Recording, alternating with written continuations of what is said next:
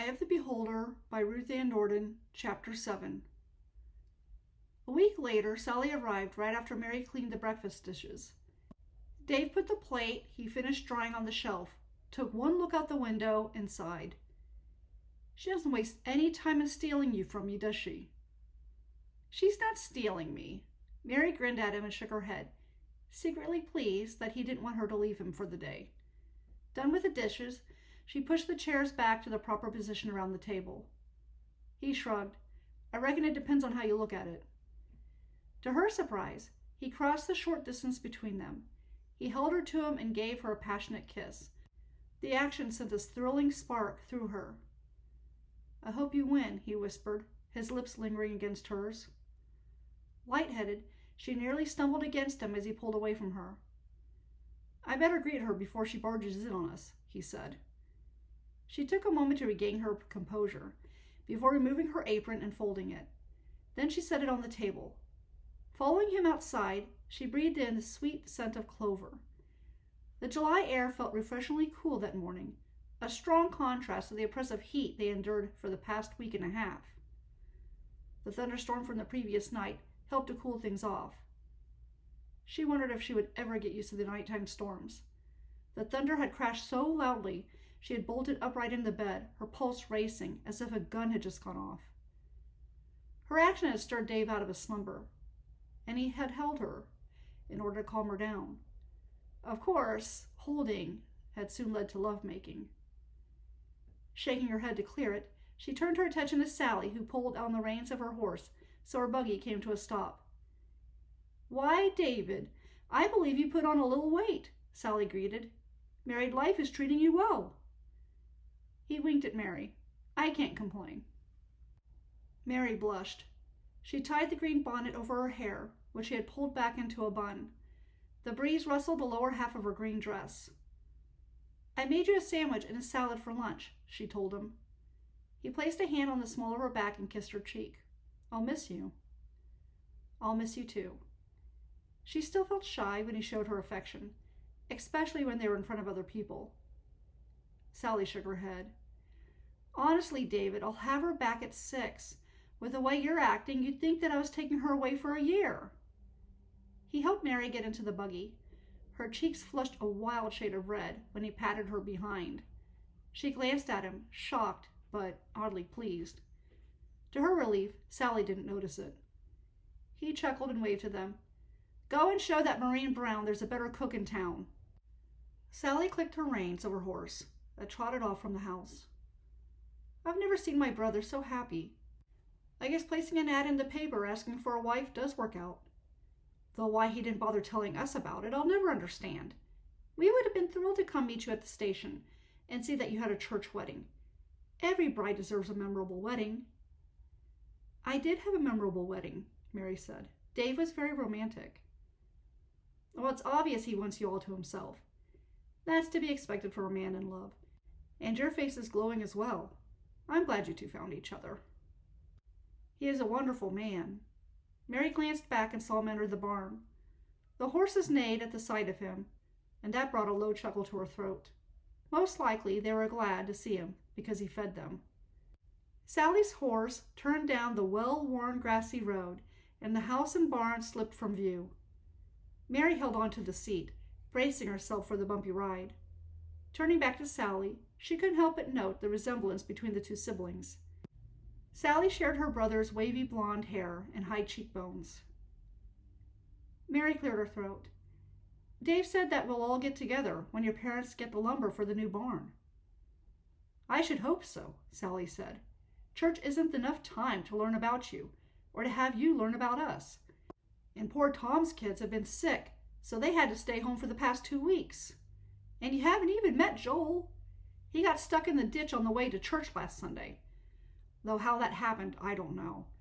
I suspect there's a brother among us who would rather not go to church. Sally smiled and continued, Just wait till harvest time. You'll get to meet your neighbors. Do you know who your neighbors are? Without waiting for Mary's reply, she laughed and shook her head. Probably not. David barely mentions his family. I'm sure he didn't even give you the details on the people who live around you. Well, there's Tom and Jessica Larson. Then there's Jimmy and Doris Parson, Zachary and Mildred Phillips. There's Roger Sloan and Neil Craftsman. They're good, hard-working people. Of course, they'll bring their kids. Poor Roger's wife died 2 years ago. He has a couple of teenage sons. Neil's still single and has no children, though rumor is that he posted an ad for a wife. Mary quickly glanced away from her, not wishing Sally to take a good look at her and detect the truth. She didn't wish to think of Neil. Though she wouldn't trade Dave for anyone, the rejection was still fresh. Sally grinned at her. You must be overwhelmed by the idea of meeting everyone at once. I know I'd be shaking if it were me. I don't know how you gathered the courage to leave your home to come here. Relieved to be off the subject of Neil, Mary turned back to her new friend. It seemed to Mary that Sally loved to talk, and as they continued their ride to Omaha, she discovered that she was right. Sally spent the entire time telling her stories about how her family left New York because their father got tired of living in the confines of a crowded city with little pay from his job. So, Sally was rambling, when he learned of the Homestead Act passed by Congress, he decided it was time to head out. Richard is old enough to stay back there, since he was 20 at the time. However, his wife's parents had just died, and we all thought of her as one of our own, so she insisted that she and my brother come with us. We went with a wagon train, and we have been here ever since. As more buildings and houses popped up around them, Mary knew they were in the city. A handful of people lingered about and talked to each other, their laughter carrying on the wind to greet her ears. Most of the people strode to their destination, some entering or leaving the shops that lined the street. The other horses, pulling buggies or wagons, kicked up dust in the air. The noisy activity in town seemed like a drastic change from the quiet and stillness of the farm. I should tell you ahead of time about Jenny. Noting the uncertainty in Sally's voice, Mary turned to her. What is it? Is she sick? No, but Jenny has a 2-year-old son, and she's not married. Did her husband die? That's what Mary had assumed, since she hadn't seen him at church. Clyde didn't marry her, Sally said. In fact, when he found out she was expecting, he ran out of town. Our brothers spent a month trying to track him down, but they couldn't find him.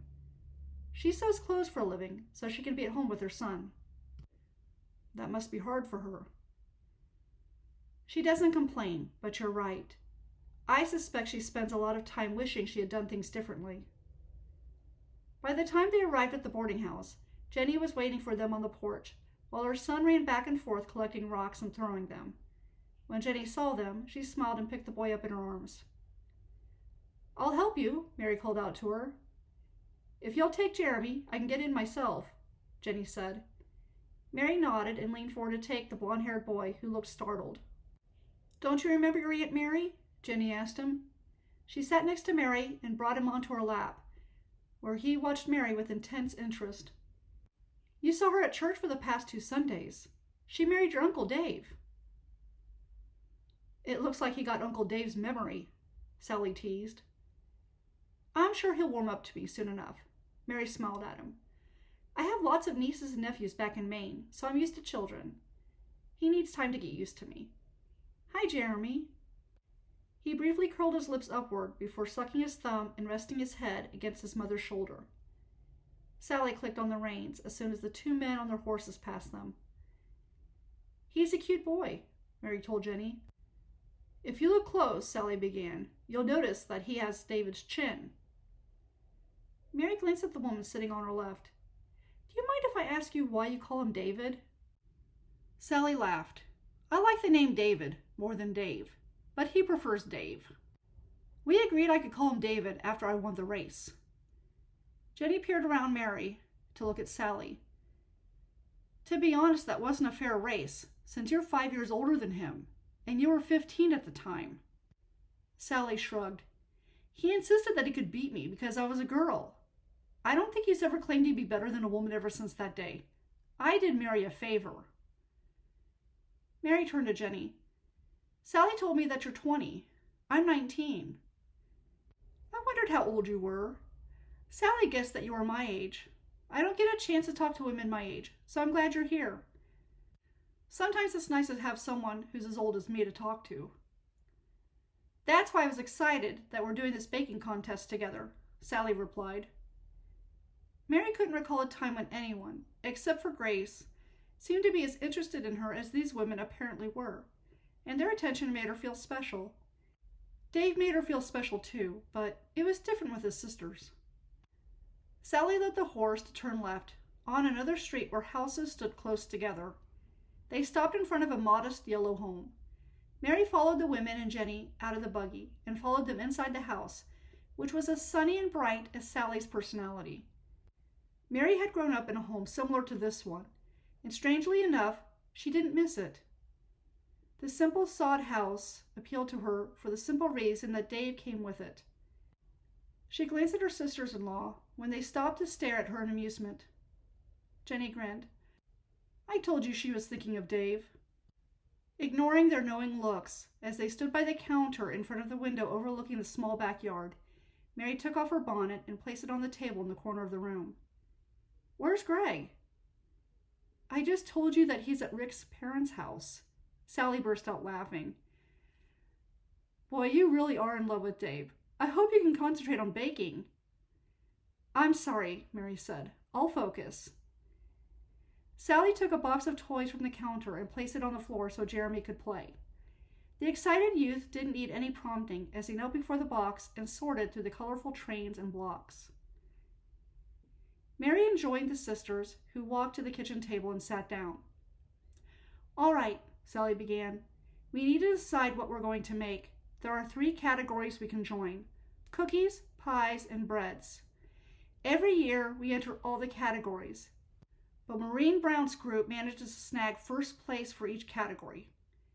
Should we enter each one again this year? We might as well, Jenny replied. They looked at Mary, who shrugged, surprised that they wanted her opinion. It can't hurt. Great, Sally nodded, satisfied. I figure we could each pick a category and enter it. Who wants to make what? When I worked at a restaurant in Maine, people complimented my pies, Mary said, her shoe tapping the wooden floor. I'll make an apple pie. Good. Jenny? I'm not as good at cooking as you are, so I'll take the cookies, Jenny replied. Then I'll make the bread, Sally decided. I hope it turns out better this year. She glanced at Mary. Last year, the wheat loaf we made turned out soggy. I never saw the judges spit out food as fast as they did. It was quite embarrassing. Jenny chuckled. Maybe, but looking back on it, it was funny. Sally joined in the laughter. How did it get soggy anyway? I mean, it was like a damp sponge. I think we're better off not knowing. I think I'll make banana bread, since last year's fiasco made me realize that I have trouble with the wheat. Aware of her anxious foot tapping the floor, Mary shifted in the chair and crossed her ankles to stop the irritating sound. I'll make walnut sugar cookies, Jenny offered. Sounds good, Sally said. Now that we have everything planned, let's get started. After sorting through Sally's food pantry, Mary realized they needed more sugar, yeast, and apples. I'll go to the mercantile and pick the things up we need. Sally laid down the flour, bananas, walnuts, and baking soda on the counter. I'm sorry. I thought I had enough for whatever we planned to make. Jenny stopped setting aside the bowls and spoons on the table. Mary, I can show you how to get to the mercantile from here. It would be nice to go for a walk. Sally, do you mind watching Jeremy? Sally shot a smile at the boy who was too wrapped up in stacking the wooden blocks to concern himself with their conversation. I think I can manage. Without Greg here, he behaves very well. Jenny nodded as she took off her apron and set it next to the bowl. Ralph Linden will probably have his hands full with women buying last-minute supplies. She handed Mary her bonnet and put on her own. Glancing at Sally, she said, We won't be long. The walk to the mercantile should have been pleasant, since the sun shone brightly and the air refreshed Mary's lungs. People went about their business, going from one building to another, depending on the task that they needed to do. Horses pulled buggies down the street. People passed by, talking and laughing. The smell of steak cooking drifted from the restaurant, bringing back a sense of nostalgia as Mary briefly recalled working for Mrs. Jones. Next to her, Jenny pointed out the business as they walked by. On the surface, everything was normal. But try as she might, Mary couldn't shake off the strange sense that something remained amiss. As they rounded the corner of the street where the mercantile stood, it occurred to her what was wrong. The women who went past them seemed to purposely avoid eye contact with them. Though Mary's trips to town had been limited, she understood that common courtesy dictated that people acknowledge one another as they strolled past each other. She glanced at Jenny, who didn't notice it. Or she did notice it and chose to ignore it. When they entered the store, the bell above the door rang, causing two women standing by the baskets full of fruit to turn to them. The rail-thin, middle-aged woman took a moment to look Jenny up and down, as if determining whether or not she was worth a polite greeting. Finally, she said, "Good morning, Miss Larson." The woman wore a flashy blue dress and had so many feathers in her hat that Mary unwittingly recalled the image of a male peacock strutting about in front of the female of a species. "Good morning, Mrs. Brown." Jenny stiffly smiled. Turning to Mary, she said, "This is Maureen Brown. Mrs. Brown, this is Mary Larson." "Oh, really?" The woman now turned her attention to Mary and inspected her from head to toe. "I don't recall seeing you before." Mary shifted uncomfortably. "I arrived 2 weeks ago." Her voice sounded weak to her ears. "Are you the girl who married David Larson? The one who answered his ad asking for a wife?" Mary blushed. How could this woman know that? Mary didn't recall seeing her before. "Yes, ma'am." Her eyes made another sweep of Mary's frame. "Well, I guess you never know what you'll get when you ask for something." Shocked at her words, Mary failed to respond. Shooting Ralph a quick look, she prayed that the man wouldn't be too much longer in dealing with a male customer. She could use a distraction right about now. My, though," Mrs. Brown continued, as she motioned to the young woman standing next to her. "Isn't this a neat little coincidence?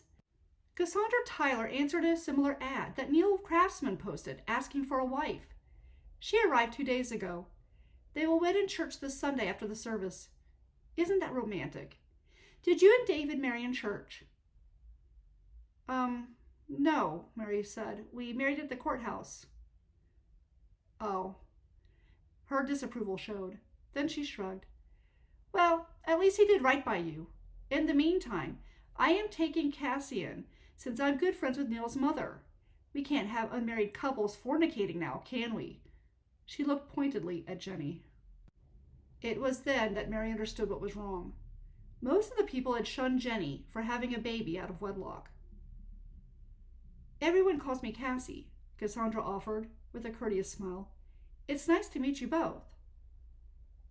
"It's nice to meet you too," Jenny softly answered. Mary nodded and did what she could to smile. Cassie fit the very definition of beauty. Her raven curls framed her flawless pale skin. Her pale blue eyes, perfectly constructed nose, and full pink lips went very well with her slender, hourglass figure. "Mr. Craftsman must have been pleased when he saw you," Mary commented, as she recalled the look of revulsion on his face when he saw her. He had looked as if he had just sucked on a lemon. "I dare say he was," Mrs. Brown enthusiastically agreed. "He couldn't stop grinning. Why, he was like a little boy who had just received a new toy. He's one lucky man. And Cassie is as sweet as she looks." She patted the woman's arm affectionately. "We get along as if we'd known each other our whole lives." "Of course we do," Cassie sweetly responded. To Mary's relief, the male customer purchased the watch and turned to leave the store, leaving Ralph free to help them. "Good morning, ladies," he said as he made his way to them. "How may I help you today?" He looked at each woman and put his hands behind his back. "Mr. Linden, I am not particularly fond of the selection of cherries that you have here." Mrs. Brown motioned to the basket full of ripe cherries on the shelf behind her. "Surely you have ones that are fresh. I can't make one of my famous pies with wilting fruits." "Mrs. Brown," he began, "I assure you that those are fresh. The farmer brought them in first thing this morning." She wrinkled her nose and inspected them. I don't know, Mr. Linden. I can't see paying this price for cherries that look as if they've been sitting here for a week. By the gleam in Ralph's eyes and subtle smile on Mrs. Brown's lips, Mary realized that this bargaining appealed to them. Ralph puffed up his chest and said, Now you know that I pride myself on my word. When I say that I got those cherries today, I mean I got them today. She crossed her arms and tilted her head to the side, the feathers on her hat ruffling by the action. Be that as it may, I am suggesting that the farmer who brought them misled you into thinking that these are fresh. He rubbed his chin. You have another price in mind for those cherries? Nodding, she said, I'll give you half of what you're asking. I'll give you 10% off. She gasped. That's robbery. I believe you need those cherries to make that pie for the baking contest today. With a loud sigh and a pained expression, she replied, I want 40% off. 25% off, and you got a deal. Very well. Glancing at Cassie, she said, Sometimes you have to give in. I have won every baking contest for the past 5 years. I'm not superstitious in nature, but I think fresh cherries have something to do with it. Returning her eyes to him, she rummaged through her purse. Have them delivered to my home. I have a few other errands to do before I start cooking. I can't be trudging all through town with these. She handed him the money for the cherries. And I don't want a single one crushed. I don't get famous for my pies by using inferior fruits. It's nice doing business with you. He took the coin and slipped it into his pocket. Mary thought the big smile on his face stemmed more from the haggling process than from making money. Come along, Casey. We have many things to do before we win the contest. We'll see you later, Mr. Linden. As they strolled past the two women, she nodded at them. Miss Larson? Sherry? Jenny offered a half-hearted greeting while Mary stared at the two women, not surprised that Mrs. Brown forgot her name. It had happened several times in Maine. Though the woman's manners came off as snobby, Mary couldn't help but be impressed with her ability to get a lesser price on the cherries. Looking at Jenny and Mary, Ralph asked, What can I do for you two ladies today? He put his fist on his hips and waited for their order. Once they gathered the ingredients they came for, they returned to Sally's residence, where they made their assigned dishes. The contest took place in the flat, lush green churchyard. Mary noticed the afternoon sun shining brightly on the 10 tables by the time they arrived with their food. Jenny took Jeremy to Sally's in-laws so they could watch him for the 2-hour event. They set up their table among the other contestants so that the tables formed a circle. Each table had a selection of breads, pies or cakes, and cookies on it, and the teams varying from 2 to 4 women arranged their entries. The breeze cooled things off enough so that Mary hardly noticed the heat. The sound of chatter and laughter filled the air as Mary helped Jenny set out the red and white striped cloth over their table. Sally took the apple pie, cookies, and sliced banana bread out of her son's wagon and placed them neatly on the table. Jenny added a stack of saucers and a pitcher of water, while Mary laid out the utensils and cups. I think we have everything, Sally said, straightening the wrinkled section of the cloth. Jenny shook her head. You're too particular about things. I'm not particular. I'm thorough. Besides, presentation is important. To male judges, I don't think so. Men hardly notice little details like where you place a flower. Sally arranged the daisy in the porcelain vase and smiled as she put it between the pie and the bread. Then she took out another daisy and vase and set that one between the pie and the cookies. She sighed and clapped her hands. Perfect. Jenny rolled her eyes, causing Mary to chuckle. The minister stood in the center of the lawn, surrounded by the tables. He held up his hands and asked for their attention. Good afternoon, ladies. I am glad you could all make it to our annual bake-off. Your judges will include Ralph Linden, Sheriff Meyer, and yours truly. We will begin sampling your goodies in 5 minutes. Sally squealed. This is so exciting. I just know we're going to win. She began cutting sections of the pie and putting them on 3 saucers and adding a fork to each one. "Don't forget these napkins." Jenny handed them to her. Turning to Mary, she whispered, "I'd set them on the table myself, but she'll just pick them up and put them somewhere else. When she gets started on something, there is no stopping her." When Sally was satisfied that she put everything where it belonged, she chose the chair next to Mary, so that Mary sat between her and Jenny. "I think I got it just right," Sally said. "It looks terrific," Mary assured her. A fly landed in the pie. Leaning forward, Sally shooed it away, knocking over one of the vases in the process. Gasping, she jumped up and set the daisy and vase back into its proper place. Then she returned to her seat, fidgeting. "Relax," Jenny said. Sally glanced at them. "I really want to win this year. With Mary's help, we have a good chance." She reached forward and squeezed Mary's hand. "Of course, we like spending time with you too, but the fact that you're an excellent cook is a bonus." Ralph approached them, a big smile on his face. "Good afternoon, ladies." He tipped his hat. "Mrs. Larson, I have to admit that the dress you made holds up really well in the wind. It didn't seem like it was strong material when you bought it." "You made this dress?" Jenny inspected Mary's dress, while Sally directed him to the food in front of him. Jenny's eyes widened. "You did some fine stitching." "Thank you," Mary said. "I learned to sew when I was 8. I find it soothing. Can I come out to your place so you can teach me how to do this? Of course, I would like to see Dave, too." "You better wait for 2 weeks before making the trip," Sally good-naturedly warned, while Ralph ate. "I had to pry him off of her in order to get him to agree to let her enter this contest." "It wasn't like that," Mary argued. "Right," Sally replied in sarcasm. "Anyway, she'll get to come out to Ma and Pa's place when the men get together to build the barn. I'm sure any time after that will be fine for you to intrude on David's alone time with her." She grinned knowingly at Mary, who blushed. "I see that Dave is eating better these days," Ralph commented.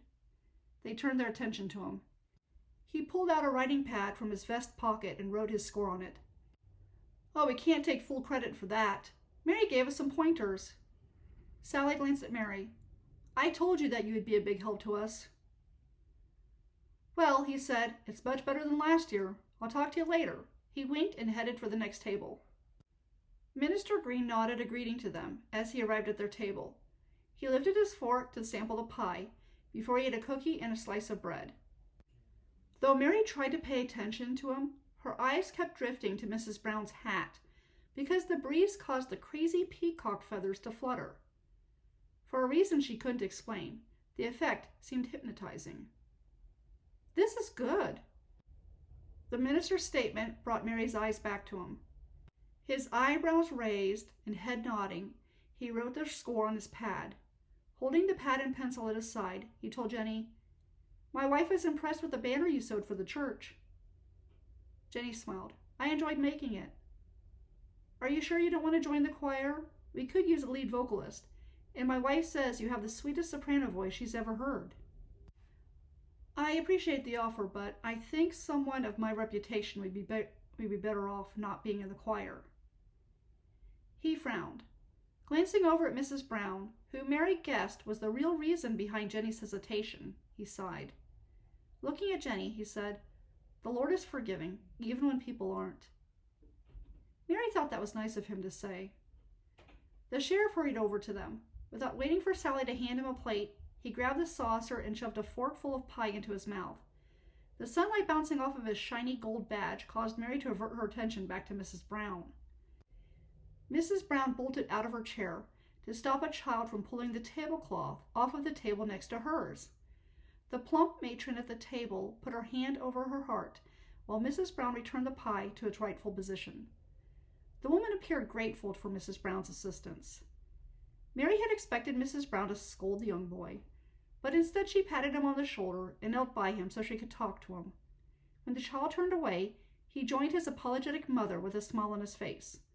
Whatever Mrs. Brown had said to him, she had displayed a kindness that Mary would not have anticipated from her. Perhaps there was more to Mrs. Brown than met the eye. The sheriff's huff directed Mary's attention back to him. His face, void of emotion, unsettled her. She had no clue as to what he thought of their food. He scribbled something on his pad and then made a beeline for the next table. "Don't mind him," Sally said with a wave of her hand. "He's not very friendly, though he does a great job of enforcing the law." Once the judges were done, Mr. Green stood in the middle of the lawn. "I want to thank you wonderful ladies for coming out here today. As difficult as this decision is, there can only be one team that is declared the winner. We take the total of all 3 categories, and the team with the highest score wins. This year, the award and 5-cent gift certificate to the Mercantile for each member of the team goes to Sally Johnson and Mary and Jenny Larson. Congratulations, ladies." Sally gasped and hugged Mary. Jenny laughed. "Let her go, you're squeezing her to death." Mary didn't mind. She was glad that Sally finally got to win. The women around them applauded. "Ladies, now you can sit back and eat," Mr. Green concluded. After they ate their meals and were cleaning up, Mrs. Brown and Cassie strolled over to them. "We want to congratulate you, Mary," Mrs. Brown said. "Obviously, we have a worthy opponent." "Thank you," Mary replied uncertainly as Jenny and Sally continued collecting the dirty dishes. "I had a chance to sample your apple pie," Mrs. Brown said. "You are an excellent cook." Surprised by the woman's warmth, she wasn't sure of how to respond. "We must get together sometime. You're married to one of the Larson boys. His name is David, right?" Mrs. Brown asked. "Yes." Mary hesitated. Didn't the woman remember their conversation earlier that day? "He's a fine boy. His farm is next to Neil Craftsman's. I think they can help each other during the harvest time. Cassie, you two will be neighbors. What a wonderful chance for you to get together and talk or come into town and shop with her." "Yes, Mrs. Brown, you're right." Cassie barely looked in Mary's direction. Mary had no inclination to visit Cassie, since she did not want to associate with Neil. "There's my fiancé," came a familiar voice. Mary braced herself for Neil's arrival. "Speak of the devil," Mrs. Brown warmly greeted. "We were just talking about you." He kissed Cassie's cheek before he noticed Mary. He suddenly stood up straight and glanced uneasily at her. "Apparently your farm is next to David Larson's," Cassie demurely told him, batting her eyelashes at him. "We must all get together sometime," Mrs. Brown stated. From the looks on Neil's and Cassie's faces, Mary realized that Mrs. Brown was the only one who was enthused by that notion. "Well, Mary has a real talent for cooking," the woman insisted. "Of course, Cassie is wonderful at the task as well, though perhaps Mary might teach her a thing or two. It never hurts to improve your skills." Cassie slightly frowned in Mary's direction. It didn't occur to Mary, until that moment, that as beautiful as Cassie was, she felt inferior to her. Mary couldn't recall a time when anyone felt inadequate next to her. After all, Mary didn't have much to offer. She was nothing compared to Cassie. Cassie had beauty, charm, and grace. She was the very definition of what a lady should be. Feeling uneasy, Mary spoke up. "I had some of your bread, Cassie, and I thought it was delicious." Cassie relaxed. "We should gather our dishes. Cassie, dear," Mrs. Brown said. Mary turned back to her table, figuring that the discussion was over. Behind her, Neil cleared his throat. Sally and Jenny had stopped to talk to Mr. Green and his wife, so she had no option but to talk to him. Stifling a groan, she turned to him. "You didn't tell them about..." He shifted from one foot to the other. "Well, that is to say..." he faltered. "No, Neil, they don't know that I originally answered your ad," Mary whispered, like she wanted them to know that he rejected her. He appeared relieved.